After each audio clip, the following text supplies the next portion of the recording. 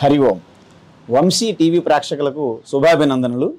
ఈరోజు భయాన్ని ఎలా జయించాలి అని భగవద్గీత ఏ విధంగా చెప్తుంది, భగవద్గీత ద్వారా మనం భయాన్ని ఎలా జయించగలుగుతాం అంటే ఇది చాలా ప్రాముఖ్యత కూడుకున్నటువంటి ప్రశ్న. ఎందుకంటే మన నిత్య జీవితంలో సాధారణంగా మన జీవితంలో మనము శత్రువులు బయట వెతుకుతుంటాం, కానీ భయానికి మించినటువంటి శత్రువు ఇంక సృష్టిలో లేరు అని చెప్తారు శాస్త్రం. ఎందుకంటే ఎప్పుడైతే మనిషి తన ఎవరో తెలియకపోవడం వలన తన గురించి ఎదుటివారి ద్వారా వినాలని కోరుకుంటాడు. ఏ అజ్ఞానం అయితే తన స్వరూపం తెలియకుండా కప్పివేస్తుందో ఆ అజ్ఞానం వలనే తను అనంతం, తన యొక్క శక్తి, సామర్థ్యము, జ్ఞానము అన్నీ కూడా అనంతం ఉన్నటువంటి స్వరూపము కప్పివేయబడడం వలన తనకి పరిచ్ఛిన్నమైనటువంటి లిమిటెడ్ పర్సనాలిటీని అని గుర్తుంచుకుంటారు. తద్వారా తన గురించి ఇతరులు పొగడాలని, తన గురించి గొప్ప గొప్పగా ఇతరులు చెప్పాలని ఉర్రూతులు ఊగుతుంటారు అన్నమాట. అంటే దే ఆర్ వెయిటింగ్ ఫర్, అంటే గ్లోరీ. ఎవరైతే మన గురించి పొగుడుతారో, స్తుతులు చేస్తారో, స్తోత్రాలు చేస్తారో అంటూ వెతుక్కుంటూ చుట్టూ ఆ యొక్క మందని చూసుకుంటారు, కూడగట్టుకుంటారు అన్నమాట. దానివలన అభిమానం పెరుగుతుంది. ఆ అభిమానం అనేది మన హృదయానికి ఉన్నటువంటి ద్వారాలతో బంధిస్తున్నది అన్నమాట. దాని లోపల ఉన్నటువంటి ఆ అజ్ఞానం నుండి ఏదైతే నేను అల్పుడును, నేను పరిచ్ఛిన్నంగా ఉన్నాను అనే భావన ద్వారా మనకి భయం కలుగుతుందన్నమాట. అంటే నేను ఒంటరిని, నేను వేరుగా ఉన్నాను, నాకంటే వేరుగా ఉన్నారు, ఈ భావన కలుగుతున్నాయి. ఎందుకు? వాస్తవానికి ఎవరు ఒంటరిగా లేరు, ఎవరు వేరుగా లేరు. యావత్ సృష్టి అంతా కూడా ఈశ్వరుని యొక్క శరీరం. మొత్తం సృష్టియే ఈశ్వరయే సృష్టి. సృష్టిలో ప్రతి ఒక్కటి కూడాను అంతా కలిసే ఉంటుంది. ప్రతి శరీరం కూడాను పాంచభౌతికమే. ప్రతి అణువణువులో కూడాను వెలుగుతున్న, ప్రకాశిస్తున్న, వ్యాపిస్తున్నది ఒకే చైతన్యము, పరమాత్మ, ఆత్మ, ఈశ్వర సర్వభూతానాం హృద్దేశేర్జున తిష్టతి భ్రామయన్ సర్వభూతాని యంత్ర రూఢాని మాయ అన్నారు. అంటే ప్రతి ప్రాణి యందు, ప్రతి అణువణువు కూడాను ఈశ్వరుడే వ్యాపించి అంతర్యామిగా నియంత్రిస్తున్నాడు అని చెప్తున్నారు. అదేవిధంగా సమం సర్వేషు భూతేషు తిష్టంతం పరమేశ్వరం. అదేవిధంగా వినశ్యత్సు అవినశ్యంతం యపశ్యతి సపశ్యతి. అంటే ప్రతి ప్రాణులోను, ప్రతి వస్తువులోను సమానంగా ఈశ్వర చైతన్యం ఉంటుంది. కానీ నాశనం అయిపోయినటువంటి రూపాలలో నాశనం లేనటువంటి చైతన్యం ఉంటుంది. ఎలా ఉంటుంది? వ్యాపించి ఉంటుంది.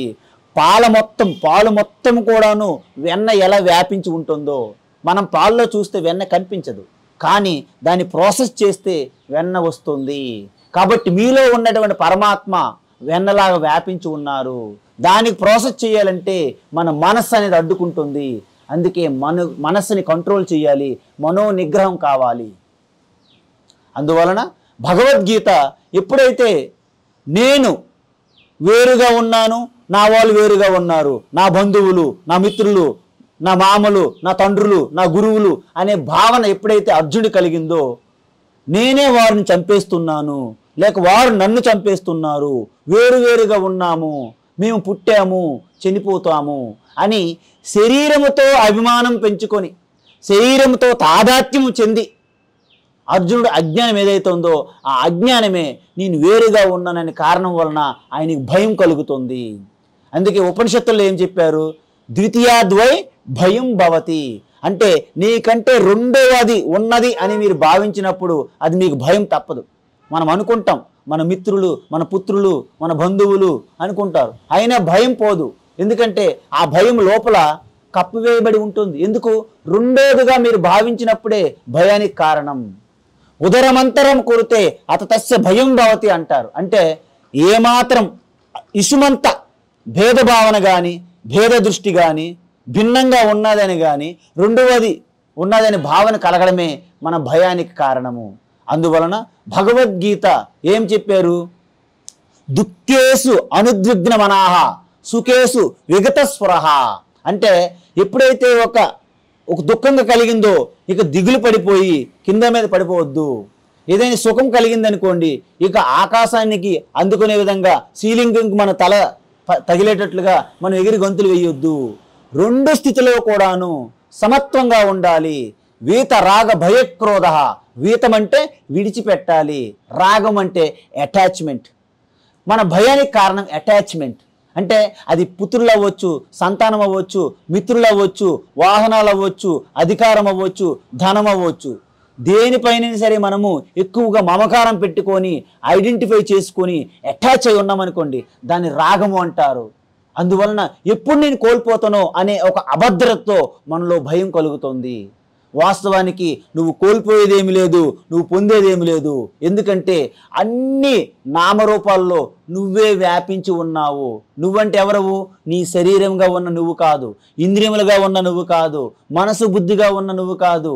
వీటన్నిటికీ కూడాను ప్రేరణ ఇస్తూ చేతన తత్వాన్ని అందిస్తున్నటువంటి ఆ బ్యాక్గ్రౌండ్లో ఉన్న ఆ చైతన్య స్వరూపమే నీ స్వరూపము.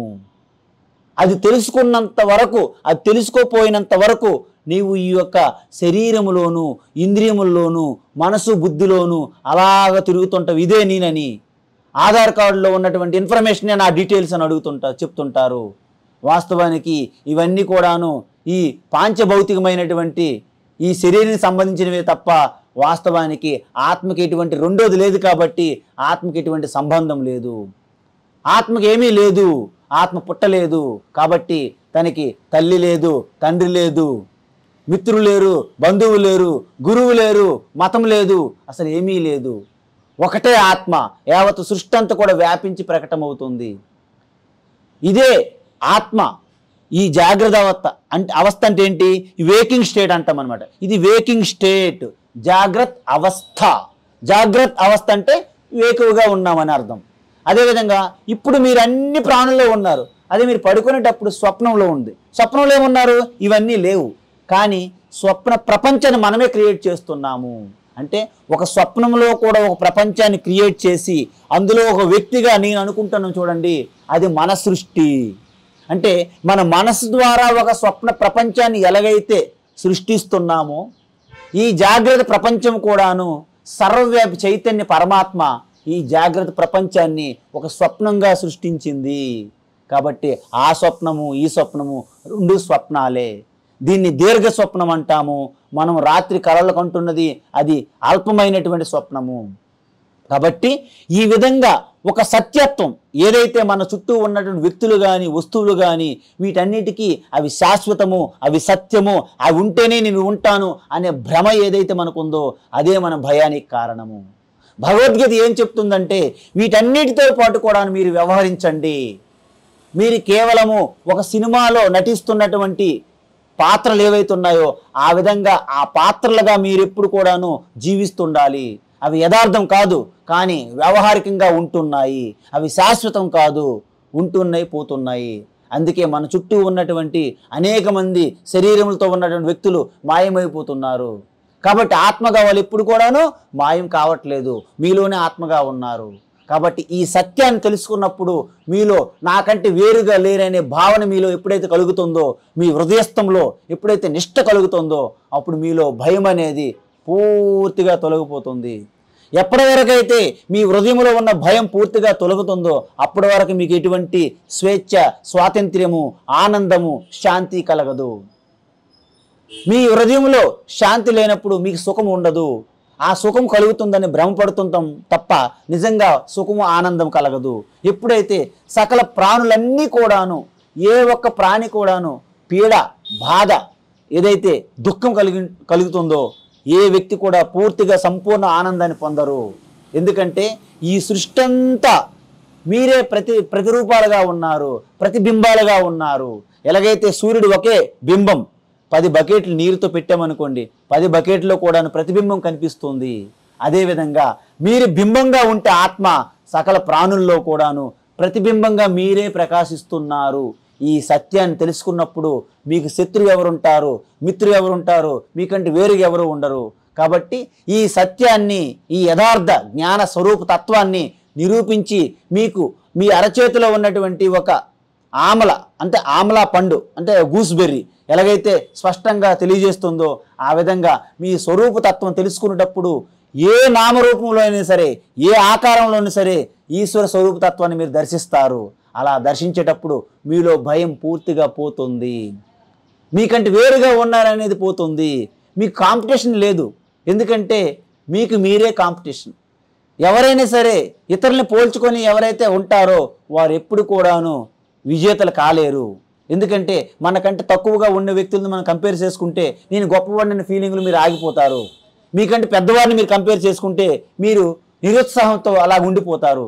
కాబట్టి మీకు మీరే ఎందుకు ప్రతి ఒక్కరిలో ఆత్మయే.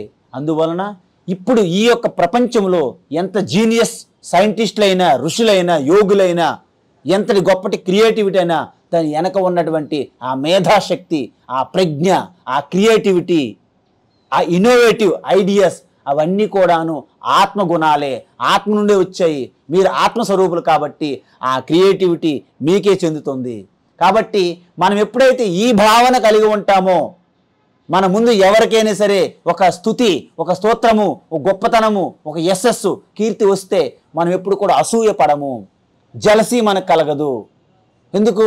వాళ్ళలో ఉన్నటువంటి విభూతి, ఆ గ్లోరీ, వాళ్ళకి ఏదైతే మన కీర్తి ప్రతిష్టలు వచ్చాయో వాస్తవానికి ఆ కీర్తి ప్రతిష్ట ఆత్మకీర్తి చెందుతుంది. నేను ఆత్మస్వరూపమై ఉన్నాను కాబట్టి ఈ విధంగా ఎటువంటి జలసి, ఎటువంటి అసూయ ఇవన్నీ పోయి మీలో ఎటువంటి దుర్గుణాలన్నీ పోయినప్పుడు మీరు స్వతంత్రంగానే ఆ దైవస్వరూపంగా ప్రకాశిస్తారు. అందువలన మీలో భయము కలగడానికి కారణం ఏంటంటే నేను వేరుగా ఉన్నాను, మిగతా వాళ్ళు నాకంటే వేరుగా భిన్నంగా ఉన్నారు. ఈ భావన ఏదైతే ఉందో అదే భయానికి కారణము. కాబట్టి భగవద్గీత పదే పదే అభయం అభయం అభయం అని చెప్పారు. అది దైవీ సంపద కింద వస్తుంది. కాబట్టి ఈ భయం అనేది కేవలం కూడాను అజ్ఞానమే కారణము. అజ్ఞానం తొలగితే మీలో భయం పోతుంది. భగవద్గీత అభయహస్తాన్ని అందిస్తుంది. కాబట్టి భగవద్గీత ప్రతి ఒక్కరూ చదివి ఆ యొక్క జ్ఞాన తత్వాన్ని తెలుసుకొని నిర్భయంగా మీరు ఉండి ఆ నిర్భయమే మోక్షం. హరి ఓం తత్సత్.